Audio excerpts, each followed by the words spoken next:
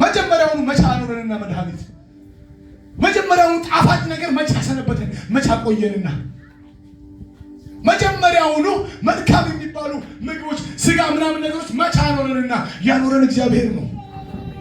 አሜን አሜን አሜን ነው። እስቲ ያዙትና በጌታ ደስ ይበልህ በሉት። በጌታ ደስ ይበልህ ንገሩት። በጌታ ደስ ይበልህ በሉት። በጭንቅ ሰዓት ላይ እኔ ግን በጌታ ደስ ይለኛል አለ። መድኃኒት አጥቻለሁ፣ እኔ ግን በጌታ ደስ ይለኛል። መሮኛል፣ ጣፋጭ ነገር የለም፣ እኔ ግን በእግዚአብሔር ደስ ይለኛል።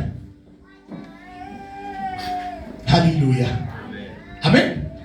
በጌታ ደስ ይበላችሁ።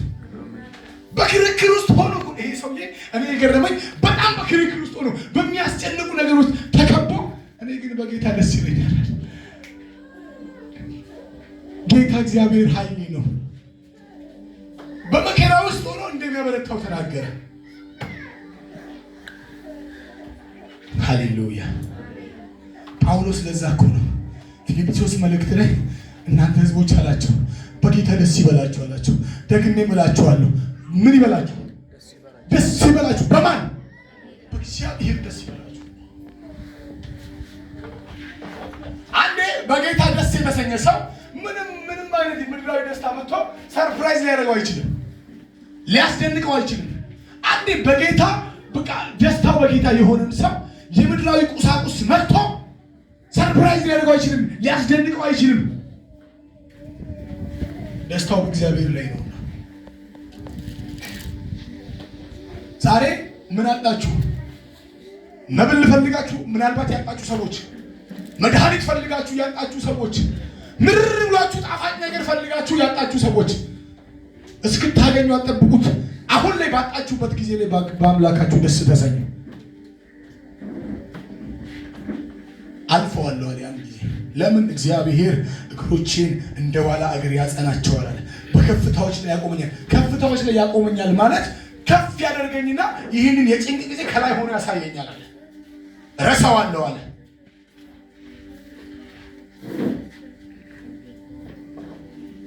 ጌታ ይባረክ። አሜን። ኢዮብ መጽሐፍ ልውሰዳችሁ።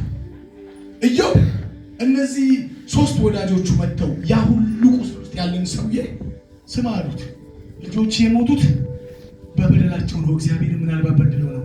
አንተም ይሄ ሁሉ ቁስል ፈተና የደረሰበት ምናልባት እግዚአብሔርን በድለህ ነው ሲሉት፣ ሰውየው ምንም የሚያውቀው ነገር የለም።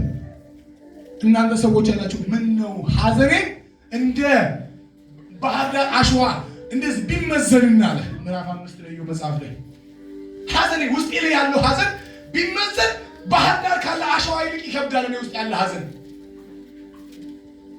ቁስሌን ልቋቋማት የማልችላት ቁስል ነች አለ። ህመሜን ልቋቋማት የማልችላት ነች። እንደውም እኮ አለ እኔ ምን አለበት ብሞት ያኔ እኔ የተወለድኩባት ቀን ያቺ ይሄ ወንድ ልጅ ተሰጠ የተባለባት ቀን የተረገመች ትሁን እያለ የውስጡን የህመሙን ማለት የቁስሉን ጥንካሬ ሲገልጥ እናየዋለን። ግን ኢዮብ አንድም ክፉ ቃል በእግዚአብሔር ላይ አልተናገረም።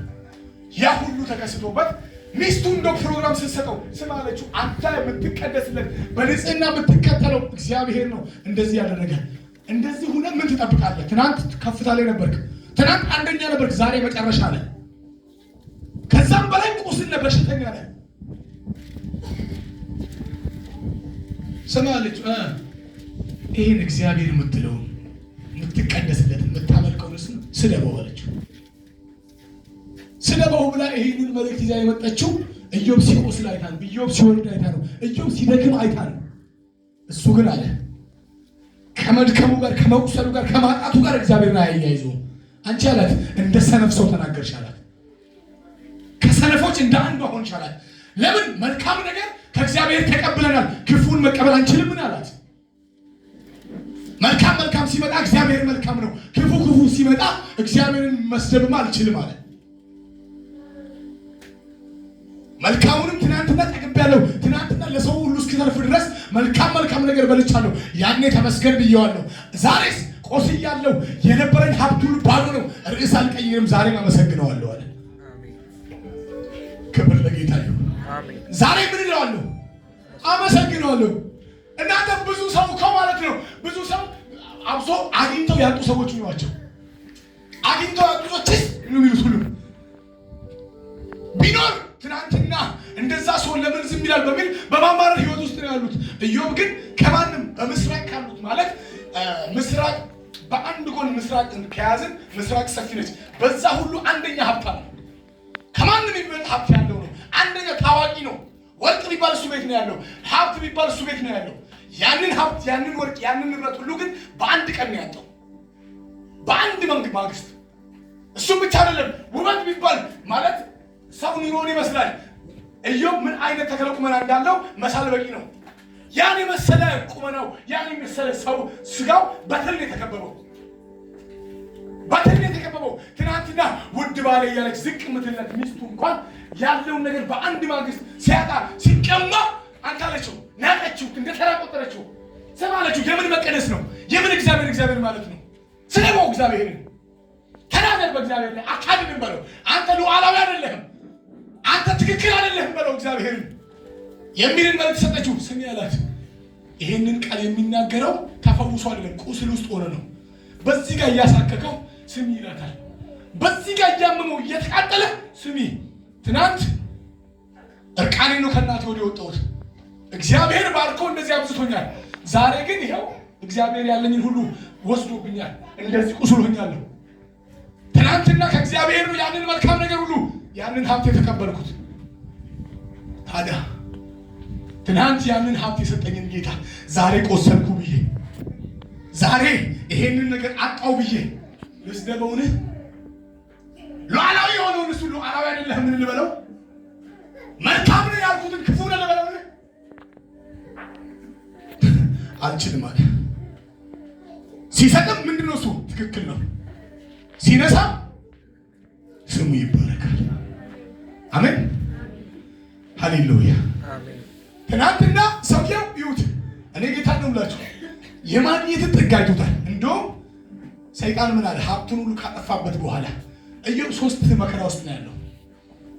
የመጀመሪያው 4 መከራ ውስጥ፣ የመጀመሪያው 10 ልጆችን አንድ ላይ አጥቷል።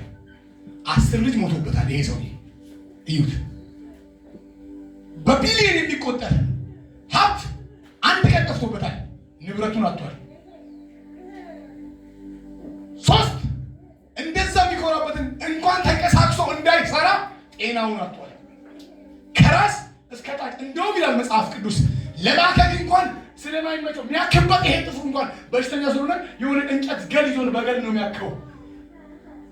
እሱም ብቻ አይደለም፣ ከጎኑ ማንም የለም። ሚስቱ እንኳን እግዚአብሔርን ስለብላው ጥራው ሄዳለች። 4 ነገርን በማጣት ውስጥ ሆኖ ግን እግዚአብሔር ላይ ክፉ ቃል እናልናገር ማለት እግዚአብሔር ቸር ነው አለ። እግዚአብሔር ደግ ነው አለ። እግዚአብሔር ደግ ነው የሚለው እኮ ቁስሉን ታቅፎ ነው፣ ህመሙን ታቅፎ ነው፣ ልጆቹን አጥቶ ነው። እንዴ የወለደ ያውቀዋል እኮ። አንድ ልጅ አጥቶ ሰው እንዴት ነው እርር የሚለው? በአንድ ማግስት 10 ልጅ ሞቶ ዞር ሲል እንኳን የሚጽናናበት እንዲህ ጸጉሩን እንኳን የሚያሻው አንድ እንኳን ሳያስቀርለት እግዚአብሔር በዚህ ፈተና ነው የፈተነው። ምን አለ እንኳን ይሄኛው ዛሬ ሆኖ ቢያድርለት አንድ መንግስት ለዚህ አልቅሶ እስከ ነገታው ቢታገሰው፣ ሀብቱን በአንድ ማግስት፣ ልጆቹን በአንድ ማግስት፣ በሽታው በአንድ ማግስት፣ ሚስት ማጣቱ በአንድ ማግስት፣ ያ ሁሉ ሰዓት ጠፍቶ ብቻውን ሲቀር ግን ገመድ አንስቶ አንገቱ ላይ አላስገባ። ጌታ ይባረክ። ኩናችሁ ያለውን ሰው በጌታ ደስ ይበል በሉት።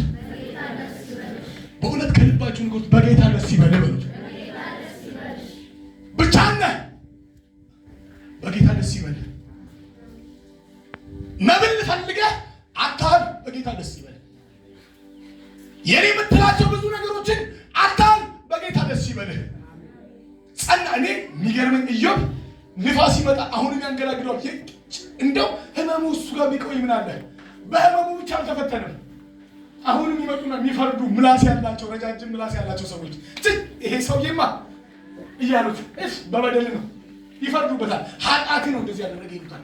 እንደ ማጽናናት ስሙ አላቸው። እናንተ አጽናኝ ሳትሆኑ አድካሚ አጽናኞች ናቸው አላቸው። የምታደክመው አጽናኝ መልካም መስሎ ነው የመጡት። ፊቱ እኮ እስከማይታይ ድረስ ነው ሰውየው የተለወጠው። እናጽናናለን ብለው የመጡ ሰዎች ጭርሹኑ ሰውየውን ህመም ውስጡ ነው ያናዱት ጀመረ።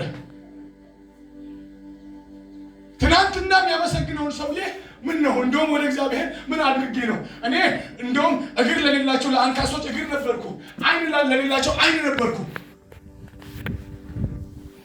ባዶ ለተራቡ ሰዎች ምግብ ሆኜ ነበር የምቀርበው፣ በምን ነው እንደውም እንደዚህ ያደረከኝ ብሎ እንዲጮህ ምክንያት ሆኑት። አጽናኝነን ብሎ ይመጡት።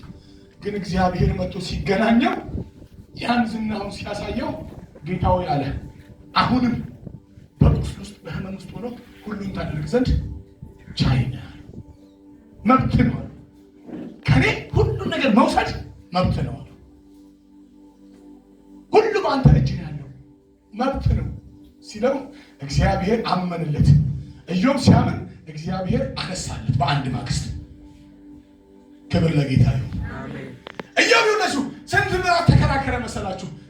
ለነሱ መልስ ሲሰጥ ወደ እግዚአብሔር በዚህ ወስጮ በዚህ ጋር በምላስ ለሚነኩ ሲናገር በዚህ ጋር ወደ እግዚአብሔር ሲጮህ አዘገዩት፣ ህመሙን አበዙበት። በመጨረሻ ግን እግዚአብሔር ሁሉን ቻይ ነው፣ ሁሉን ያደርግ ዘንድ ይችላል፣ ሐሳቡ ሊከለከል ዘንድ አይቻልም ሲል እግዚአብሔር መጣና ያለውን ሁሉ በእጥፍ በእጥፍ በእጥፍ በእጥፍ ጌታ ይባረክ። ትናንትና ይሞታል ብሎ ቀን ሲጠበቅለት የነበረውን ሰውዬ እድሜን አጠገበው እግዚአብሔር። ሃሌሉያ። በቁስል ውስጥ እንደው ሁናችሁ ከዚህ እስከ ላይ ድረስ መነሳት ከጀመረ በትር የተወረረ ሰው ይድናል ብሎ ማን ነው የሚጠብቀው? እድልም ካለ ዳር ዳር እያለ ይጠብቀዋል እንጂ አነስቶ ሊያስቀምጥ ወደ መቃብር። ግን ሰውየውን ይሞታል ብሎ ተብሎ የሚጠበቀውን ሰውዬ እግዚአብሔር 150 ዓመት አኖረው፣ እድሜን አጠገበው። እሱም ብቻ አይደለም፣ ምን የመሰለች ሚስት ሰጠው፣ ቆንጆ ቆንጆ ልጆችን ሰጠው። እንደው መጽሐፍ ሲናገር እንደ ኢዮብ ልጆች ይላል ውብና ቆንጆች አልታዩም። ሀብቱ ትናንትና 100 ሚሊዮን የነበረው በ200 እጥፍ ተደረገለት። ለምን? በእግዚአብሔር ታምኗልና። ደስታችሁን ቁስል አታድርጉ፣ ደስታችሁን ጤናችሁን አታድርጉት። አሁን ብዙ ሰው ጤና ስለሰጠኝ አመሰግናለሁ፣ ስላኖርከኝ አመሰግናለሁ። አታመስግናለሁ። እኔ ጤና ስለሰጠኝ ማመስገን ግዴታ ነው። ግን ከምንም በላይ ስለ ታላቅነት አመሰግናለሁ። አምላክ ስለሆንከኝ ምን አመሰግነው? ይሄው አልጠፋውም፣ እግሬ ይንቀሳቀሳል። ስለዚህ ብቻ መሆን የለበትም። እግሬ የተቆረጠ ቀን ማመስገን ላቆም ነው። እንደዛ ከሆነ እግዚአብሔርን ማመስገን ያለባችሁ እግዚአብሔርነትን አይታችሁ ነው። ታላቅነቱን አይታችሁ አመስግኑት። አምላክነቱን አይታችሁ አመስግኑት። ሰማያትን አይታችሁ እግዚአብሔርን አመስግኑት። የቤታችሁን ጓዳችሁማ እያዩ አመሰግናለሁ ካላችሁ ሳናመሰግን እንሞታለን። ጓዳችንን ህይወታችንን እያየን እኔ ህይወቴን እያየሁ አመሰግናለሁ የከጠበቅኩ ሳድር ታይፎይድ ይዘኛል። ታይፎይድ ስድን አመሰግናለሁ ስል በዚህ ጋር ሌላ ነገር ይመጣል። ቆይ ይሄኛውን ሳልፍ አመሰግናለሁ። ከዛ እቺን አልፋ ስል ደግሞ ድንገት የሆነ ሰው ሊከለክለኝ ይችላል። ቆይ እቺ ቁስል ስታድነኝ ምን እላለሁ? መሆን የለበትም። ለማመስገን ይላል መጽሐፍ ቅዱስ እስትንፋስ ያለው ማንን ያመስገን? ያ ማለት እስክትሞት ድረስ ማመስገንን አታቋርጥ ነው። እስትንፋስ የሚቋረጠው ስሞት ነው።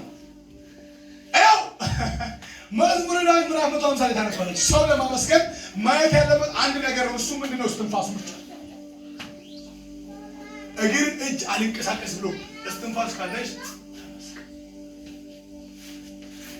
ጌታ ይባረክ። እስቲ ጎናችሁ ያለው ሰው ጌታን አመስግን በሉት። ተመስገን በሉት እስቲ። ሃሌሉያ። ይሄ ነው ትክክለኛው ፎርሙላው። እውነተኛው መረዳት ጌታ ሆይ ጤና ስለሰጠኸኝ አመሰግናለሁ። እግዚአብሔር ሆይ ቤቴን ስለጠበቀ አመሰግናለሁ። እግዚአብሔር ሆይ የኔን ንብረት ስለጠበቀ አመሰግናለሁ። ጥሩ ነው፣ ጥሩ ነው። ከጠፉስ የኔ ጤና ካጣስ፣ ታይፎይድ ሲይዘኝስ፣ ወባ ከመጣስ መሆን የለበትም።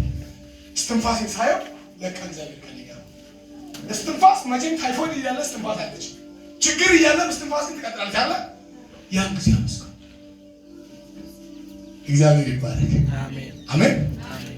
ዕንባቆም ለዛ ነው እኔ ግን አለ በጌታ በእግዚአብሔር ምን ይለኛል? ደስ ይለኛል። ምንም እንኳን በለስ ባታፈራ፣ በለስ ጣፋጭ ነች፣ ጣፋጭ ነገር ባላገኝ በወይን ሐረግ ሲሄድ ወይን ሐረግን አሞኝ መድኃኒት ፍለጋ ሲሄድ ያንን መድኃኒት ባላገኝ ቢጠፋ መድኃኒት የተባለው ነገር ጠግቦኝ ልበላ ስል በጋጣ ውስጥ በጎችን ባላገኝ፣ ጠምቶኝ ልጠጣ ስል ላሞችን በበረት ውስጥ እንኳን ቢጠፉ አለ እኔ ግን በእግዚአብሔር ደስ ይለኛል። ሃሌሉያ።